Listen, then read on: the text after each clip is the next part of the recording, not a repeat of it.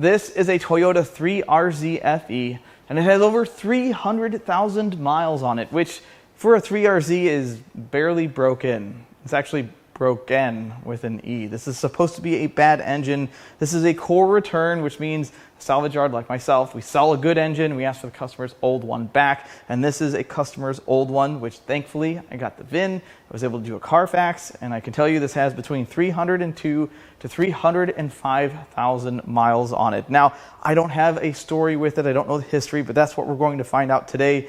We're going to tear this engine all the way down to find out what it looks like after 300,000 miles, and what ultimately led to its demise. The RZ family of Toyota engines is a well-loved one, and for one big reason.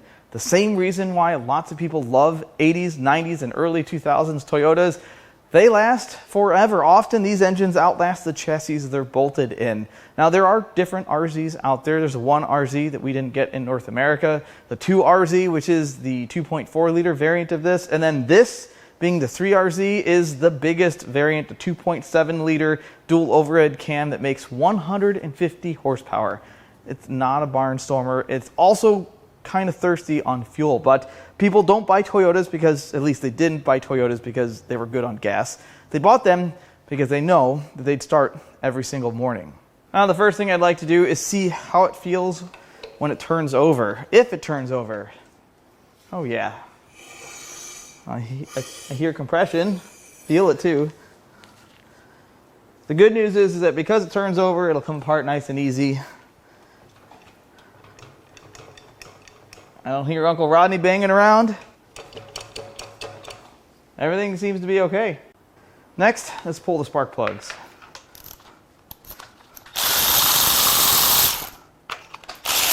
They're loose.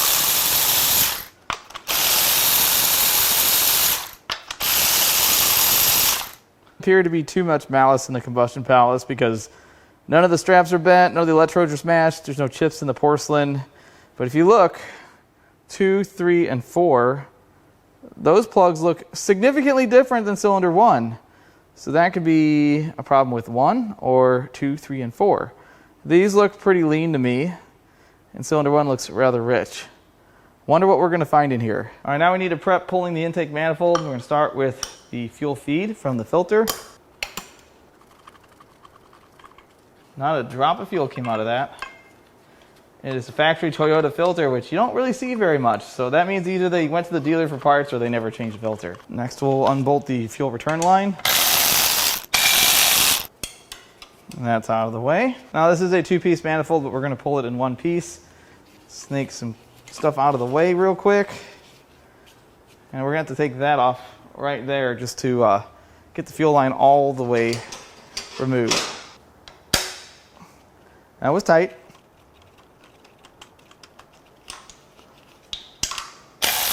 All right, now I have easy access to the bolts that hold this to the head. Or not. Let's have to crack these loose first. Why is that so tight?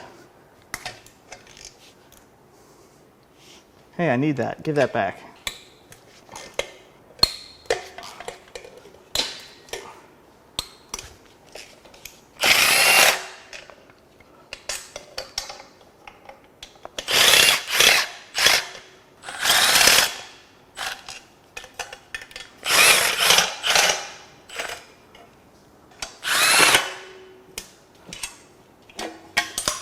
Intake is off. Well, the intake ports and intake valves look pretty good. A little bit of debris, but that could have come from the fact that this throttle body was missing. Who knows the life this thing led after it was removed from the truck. It's got a little bit of oil on it. All right, let's go ahead and get the exhaust manifold off. Hopefully none of these break.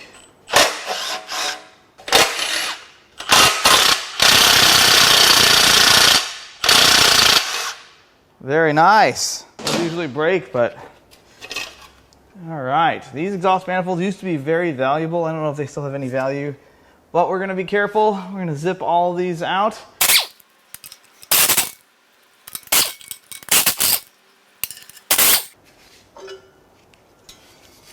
Now, if I remember right, these things used to crack a lot.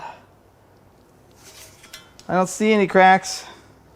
But it does have a broken stud that would need extracted. Since I'm already tooled up, let's get this bracket out of the way. And now it is time to peel the valve cover off.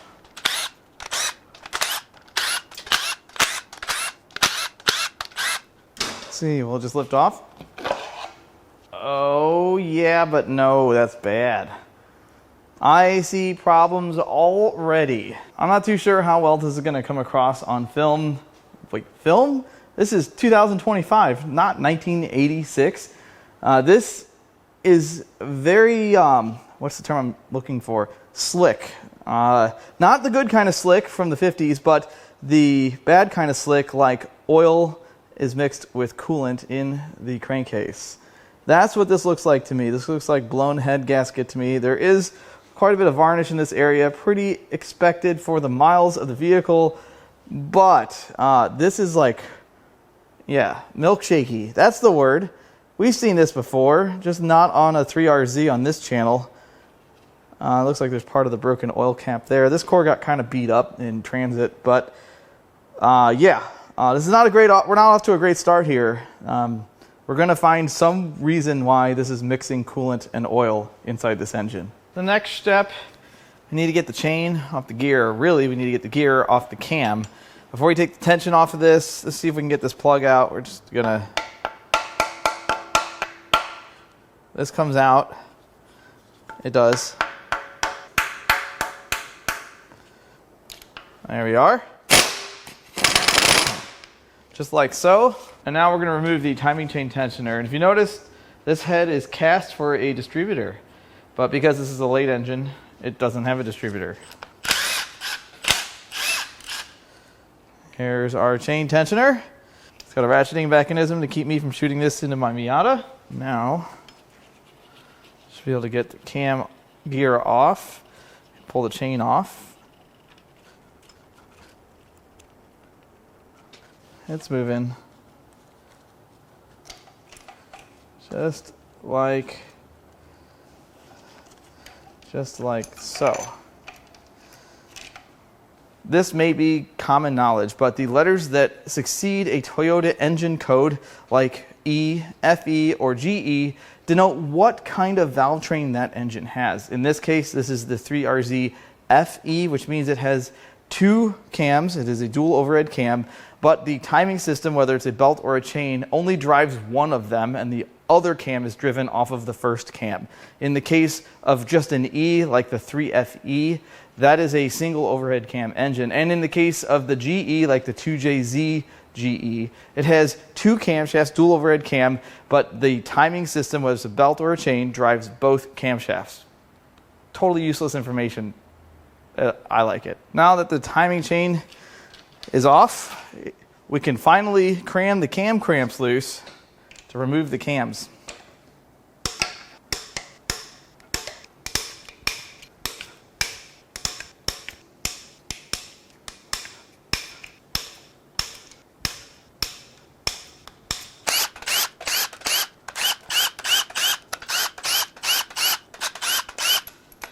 No. I'll get it.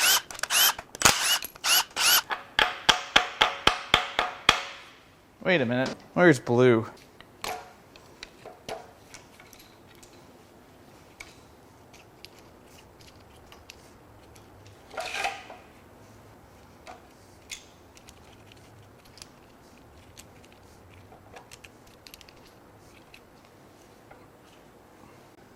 The journals in the head actually look pretty good.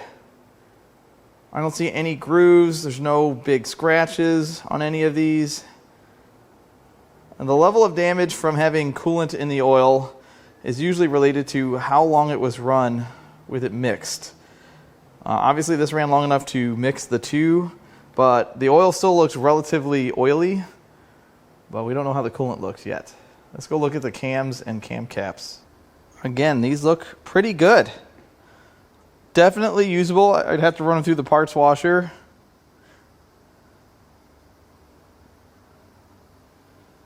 But no major damage here.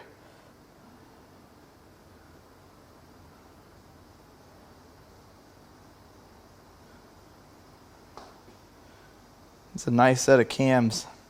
Hopefully the head is salvageable. Before we crack the head bolts loose, there's a couple bolts at the very front that hold the head to the timing cover.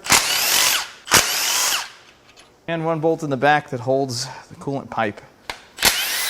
Let's crack the head bolts loose.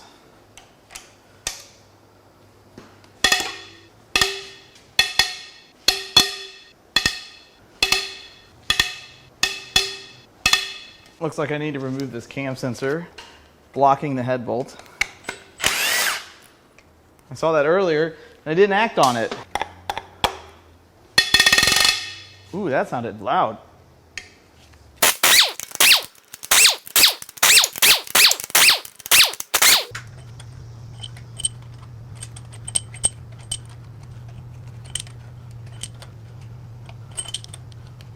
All right, let's tear this head off. Oh, that's not good. Well, well, well. We got ourselves a blowed head gasket. It looks good until it's not good. You can see this piston, number one, has been steam cleaned. There's not an inkling of carbon here, and that's because the head gasket, right there, is breached between the coolant jacket and the combustion chamber. This is drinking that coolant, steam cleaned the piston. Also, if you notice, there's a little, let's see if I can get in close, right there, little mark on the piston. That's because it pushed this fire ring, if you want to call it that, into the combustion chamber, and the piston was smashing it into the cylinder head. So let's go ahead and peel this thing off. See if I can get it off in one piece. There we are. You can see the coolant jacket right there. It's bad. Classic for this type of head gasket. These do not tolerate getting hot. An aluminum head on top of an iron block. Not saying that you can't be successful with that, but this is what happens when you let them get hot. But I don't know.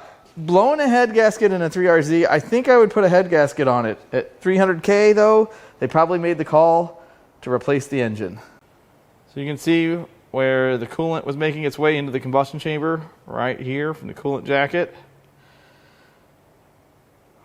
The rest of the head looks really good. Head could be completely fine, might just need resurfacing. Should definitely go through the parts washer, which in my case, I can't do that. My parts washer is currently broken. But I'm going to keep this head around until I have a working parts washer, and I'll run it through then. All right, now it's that time for some science. I'm pretty sure I can predict the outcome of this test, but I'm still going to conduct the test. I think it passes. Now, one thing that's interesting too is that the pistons are marked 3FE.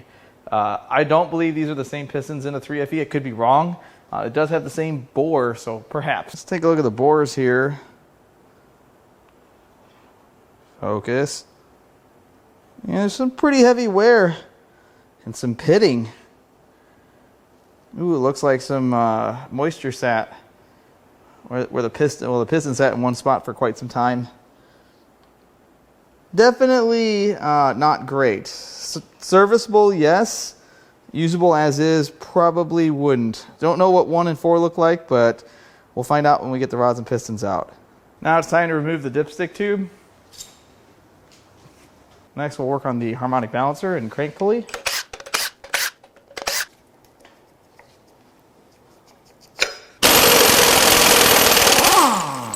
That works every time. Now we're going to turn this thing over and hope it's drained. Is it drained? It's always the question with some of these cores.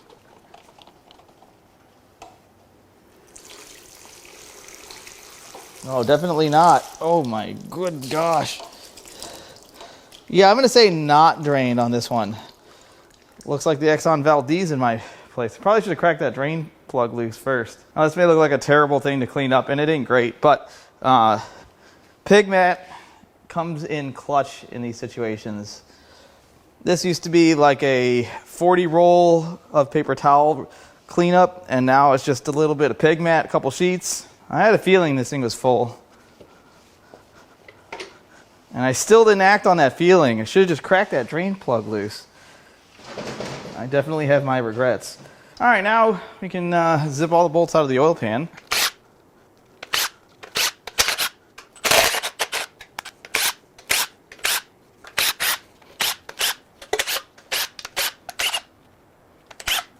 All right, now we should be able to pry this off pretty easily.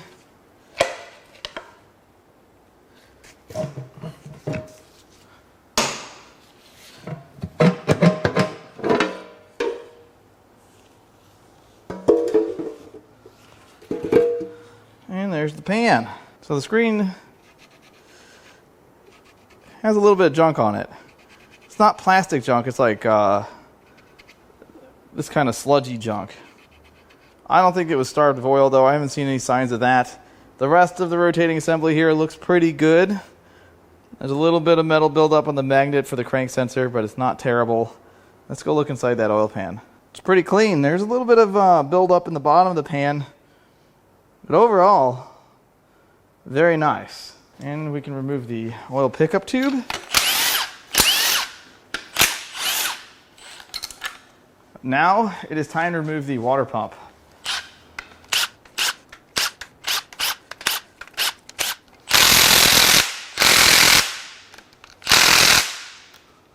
Those bolts are tight. That one didn't need to come out.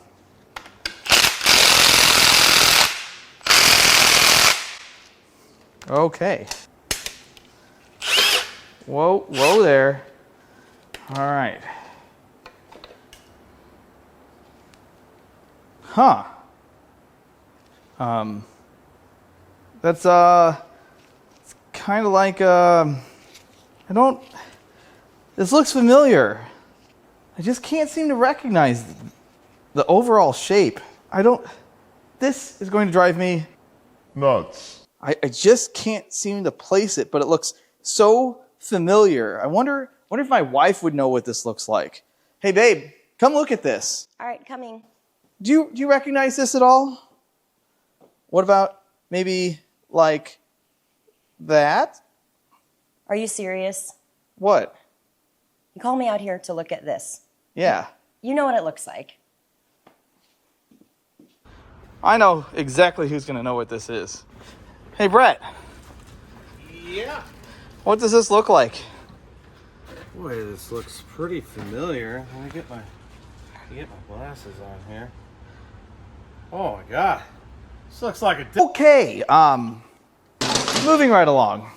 We have a few more things to remove before we can tackle that front timing cover. Bracket there. Go ahead and get this side of the block stripped a little bit.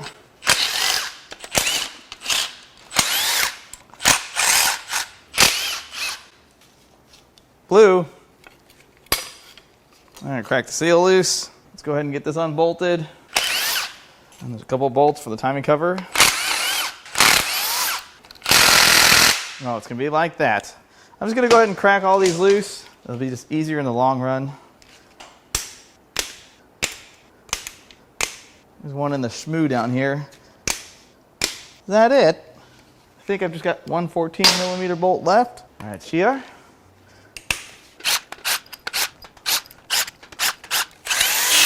I think that is all. I don't think there are any more bolts. I don't see any on the back side here. I haven't worked on one of these in a very, very, very, very long time.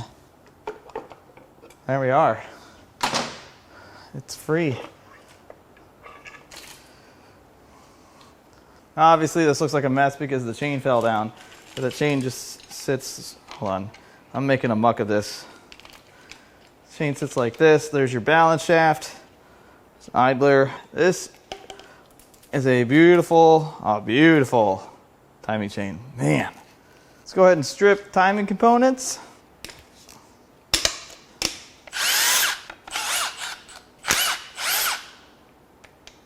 Oh, that stud is in the way. It's okay, it comes out.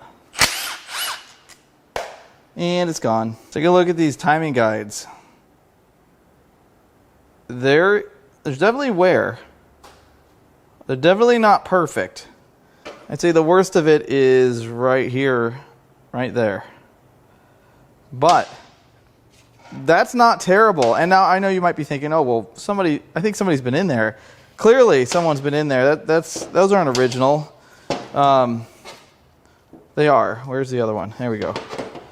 That one doesn't stay up on its own. But let's look at this timing guide here. There's a date code right there. 2001. 7 of 2001.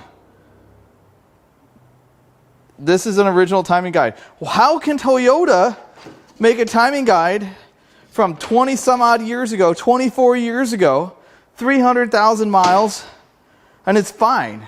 And all these other manufacturers struggle. Now, will the modern Toyota ones make it 300K? We won't know that until they're there or close to it. But super impressive. Hardly anywhere on where the tensioner pushes on it. I'm amazed. I'm not amazed. I expected this, but this just goes to show you that I hate to say this, I sound old. They don't make them like they used to. All right, now I'm going to turn over the balance shaft chain just so you guys can see its operation.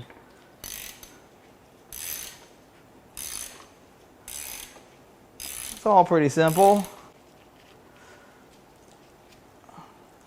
I'm looking at the pistons are all going up and down in the bores like they're supposed to.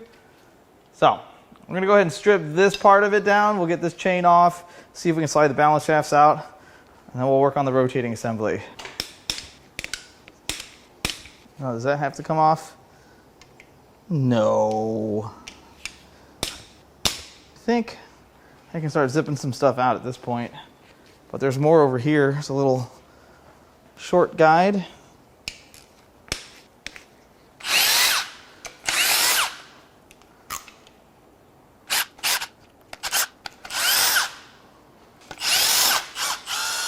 And this one I can't really get to without tearing up that gear, which I refuse to do. So let's see what we can get off.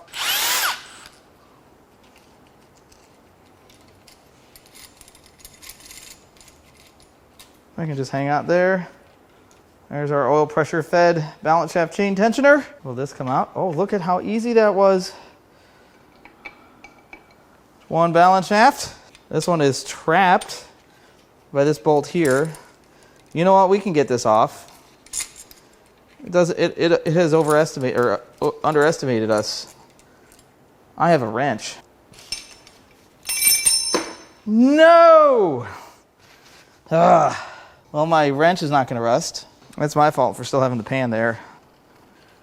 Look at that. There's balance shaft chain. It's a little short. Still does the job. Let's slide that other balance shaft out. And they come right out nice and easy. So here are the balance shafts. They look excellent. No damage to the journals here, so I don't suspect the bearings will be bad. This one's dated 01 also. A little bit of wear on that guide. Not terrible. You can still use this. All right, let's roll this thing over so we can pull the rods and pistons out of it. And then the crank. Oh, we're leaking a bunch. It's okay. It's fine. Just don't think about it.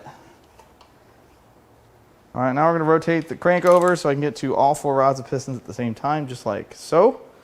Let's get them cracked loose.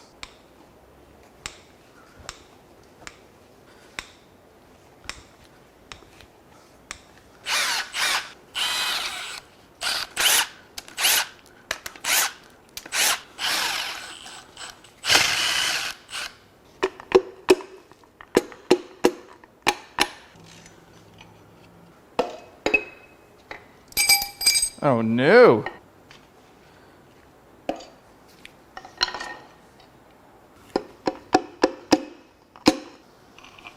All right, let's go ahead and push these rods and pistons out.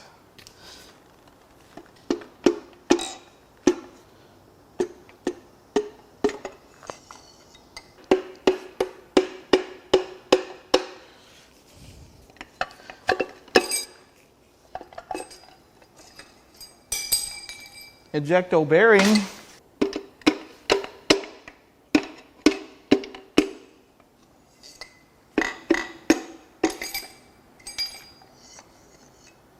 Well, now I need to remove the crankshaft and getting the main cap bolts out. It's no big deal, but I goofed up. I should have pulled the rear main seal plate before I mounted it to the stand. But I also noticed that this is it's broken. This took a hit. It's probably happened in shipping and transit on its way back to the yard that I got this from. But what we're going to do is we're going to unbolt all of these. I'll remove as many of the mains as I can. There's a thrust bearing on that one, so that one might be a little tight. But then I'm going to remove safely these 2 bolts. It's going to be fine if you don't look at it, and it should let this thing droop down enough to slide that out and pluck the crank out. It's fine. See? Ooh, that may not be enough. Ooh, he may be in a pickle. I think we can zip these loose. Let's do that. So I can move the stand arms, legs, appendages. Oh yeah, we're gonna be just fine. There is one more that's in the way. We have blue, and I know how to use them.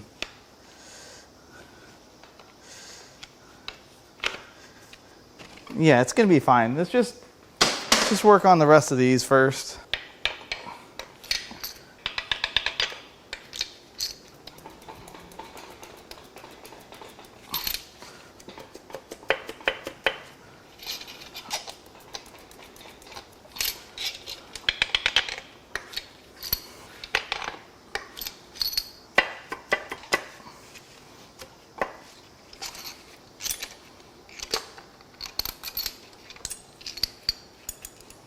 All right, now comes the funnest of fun.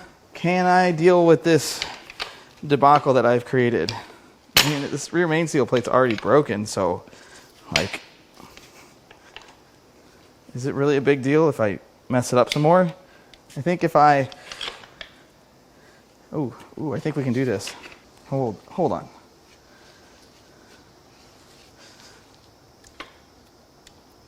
I can almost get it out. This is a mistake. I've made several. Let's add this one to the list. Oh, we're so close. All right.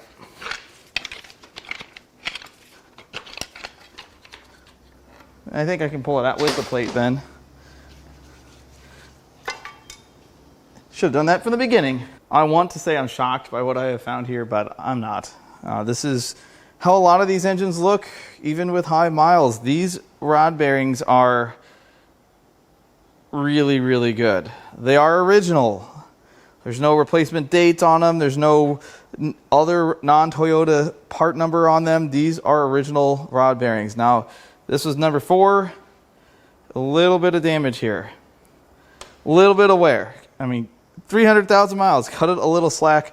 Those still look better than a lot of the bearings we pull out of 60 and 70,000 mile engines that we've had on this channel. Let's go to the rods and pistons. All the rods are perfect. Pistons, there's definitely some scoring on the skirts.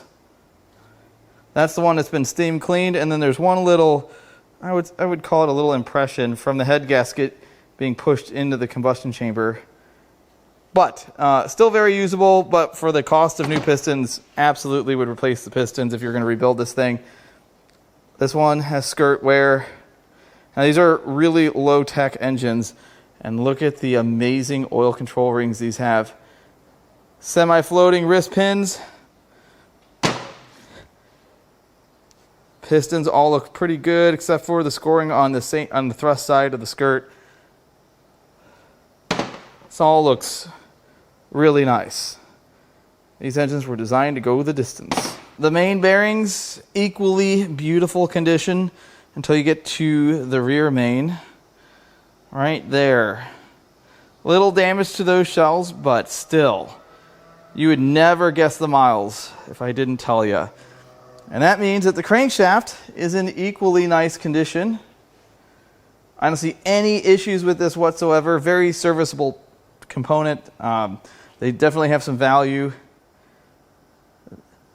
This looks excellent. Let's move on to the worst side of this. So this damage here, this is caused by that head gasket being pushed into the piston or into the compression chamber, and put that little ding in the piston, which created this little groove.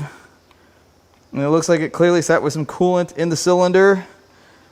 And then the cylinder wall here has pretty normal wear along that side. I would call this nothing that's going to just polish itself out. It's probably going to need machine work. Not a lot. It's not like this thing has a ton of damage. I think there's some coolant in that cylinder too.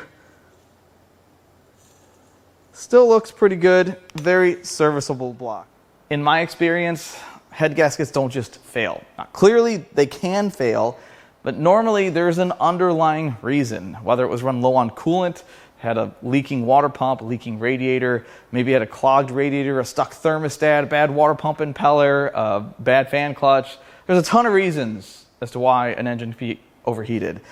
And it doesn't always show symptoms right away either. Sometimes you overheat it, you fix whatever was wrong with it, and you drive it for another 5,000 miles, and then one morning you start it up and it cranks weird, it runs on 3 cylinders, and it pours a bunch of steam out of the tailpipe. That happens, especially with this carbon impregnated style head gasket. Now, these can last forever as long as they're not overheated.